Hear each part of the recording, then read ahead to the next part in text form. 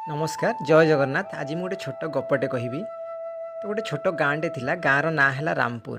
तो से गाँर लोक मैंने मुख्यतः चाषबास ही करती। तो एमती है गोटे वर्ष बिल्कुल वर्षा हैलानी, अत्यधिक खरा जो फसल सब जली पड़गला। लोक मैंने हाहाकार, कौटी टोपाए पानी पीवाई ना, तेणु कौन खाइबे कौन नहीं।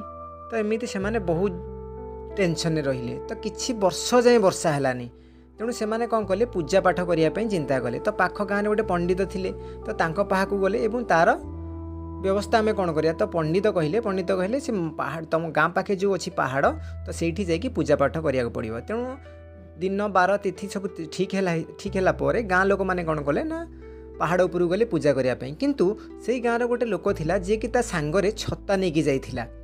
तो ता छत्ता देखिकी लोक मैंने सब हसिले, कहले कौन बिल्कुल वर्षा नहीं, 8-10 वर्ष है तू सांगरे छत्ता नहीं जाइछु ना कौन। तो सी सेठी कहला मु विश्वास रखी भगवान को पूजा कर सारा पर संध्या बेलू निश्चय वर्षा हे। तेणु फेरिला समय भावुची मोर छतार दरकार पड़ो। तेणु सी से विश्वास नहीं गला आ ठाकुर पूजा पाठ आरंभ हो गला। तो ठीक से ही है, पूजा पाठ सरला वर्षा आरंभ हो गला।